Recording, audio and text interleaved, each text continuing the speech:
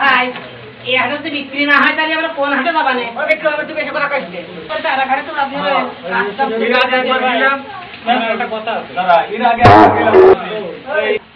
তোরা কয়জন রে? আমরা তো ছিলাম 8 জন। এত লোক তো আমার দরকার না, আমার একটা লোক দরকার। একটা লোক দরকার? হ্যাঁ তাহলে আমি আছি, সমস্যা নেই। যাক ভালো, সাফ সাফ দেখা যাচ্ছে এইটাই দিই।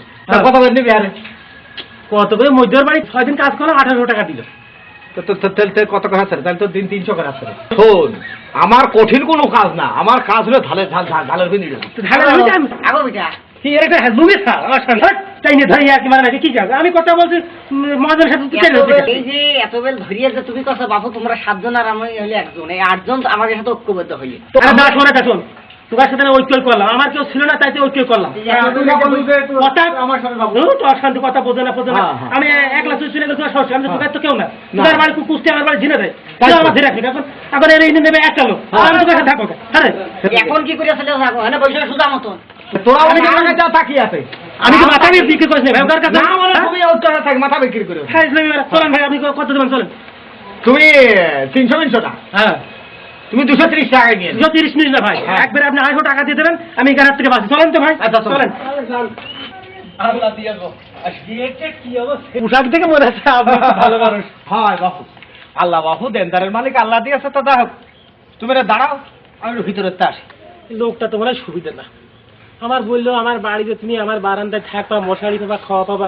আর ভাই ভাই হ্যাঁ এই বলছি ভাই ভাই বলছি যে এই আপনার পুরনো কাপড় চোপড় খোলেন, খুলি আমি যে পাঞ্জাবি, নতুন পাঞ্জাবি দিচ্ছি, পাঞ্জাবিটা পরেন, লুঙ্গিটা পরেন আর স্যান্ডেলটা পরেন। এ আবার কি কথা? আমরা জোন বেশ মানুষ, আমাদের দামি কাপড় মানায় নাকি ভাই? আহা পরবেন তো, পরবো লুঙ্গি পরবো, কাপড় খুলবো, বিষয় বুঝতে পারছি না। আহা আমার কথা বুঝবেন তো নাকি? তো বলেন। আপনার এইসব নতুন কাপড় চোপড় পরা নিয়ে আপনাকে শৈলকুপে নিয়ে যাবেন। শৈলকুপে নিয়ে যাবেন কা? আহা আমার কথা বোঝেন, এই গ্রামের মানুষ আমার খুব সম্মান করে। পোশাক থেকে আসলে আমি এই গ্রামের প্রচুর পরিমাণ মানুষ আমার মূল্যায়ন করে, সম্মান করে, সালাম দেয়, সবকিছু মনে করে। আমি একটা অত্যন্ত ভালো মানুষ। জি সেই যে আমার কথা হলো যে আমাদের গ্রামের কথা আমি বাবু কিছু করতে গিয়ে আমাদের গ্রামের মতলেব হ্যাঁ এই মতলেবের আমি এমন কোন বছর দেখিনি যে এই বছর 3-4-5 লাখ টাকা সুইদে করে লাগাইনি। সুদের কথা আমি বলবো না, আমার কানে সে কথা এলো ও নাকি মেম্বারে টেজারি করেছে। এরপরে অজিত তার আমি দেখেছি ঝিনেদা কার, এখন তো ভাইচর বাজারে আমি তার মিষ্টি কুমড়ে বেচতে দেখেছি। সে নাকি মেম্বারে টেজারি করেছে। ওয়াল্লাহ যে দেবেন্দ্র আমি দেখেছি মসির পাশায় তা আলমারতে মানসি মারে, আর ও দেখি গরুর পাশায় আলমারছে। ওয়াল্লাহ ও নাকি মেম্বারে টেজারি করেছে। রাই তো এইসব কাজ করবে। এই সমস্ত লোকের যে মেম্বারে টেজারি করেছে, এর মধ্যে যদি আমি একটা সম্মানীয় ব্যক্তি টেজারি করি আমার অসম্মান হয়ে যায়। তার জন্য আপনার হাটের থেকে কিনে নিয়েছি আপনার দিয়ে টেজারি করাবো। আমার দিয়ে ওরে আল্লাহ কি কথা কইছো বাবা গো, ওরে আল্লাহ রে কি কথা কইলো বাবা, তুই কি দোয়া দিলি মা?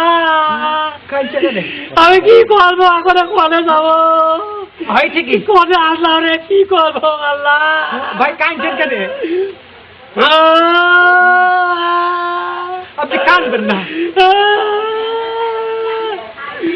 কাঁদে কি আপনি কাঁদবেন না, কাঁদছেন কেন বুঝবেন তো? কাঁদছে আপনাদের জায়গায় ব্যথা, আমার ওই একই জায়গায় ব্যথা। আমার তো সমস্যা ভাই, ইজ্জত দেওয়ার ভয়তে আমি মেম্বারে টেজারি করছি না। আপনার অসুবিধা কোথায়?